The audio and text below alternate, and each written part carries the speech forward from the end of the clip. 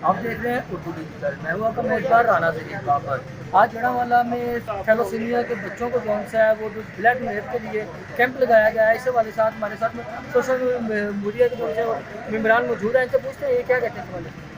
आप लोगों का शुक्रिया कि आप लोगों ने टाइम दिया। अच्छा, अब जो आज ये जड़ावाला शहर के अंदर एक थैलेसीमिया के हवाले से ब्लड डोनेशन कैंप का इनकाद किया गया है, ये इनकी टीम का हसीब साहब जो हैं, ये सारियून और सुंदर फाउंडेशन की कोलैबोरेशन से आज 5वां साल है इनको।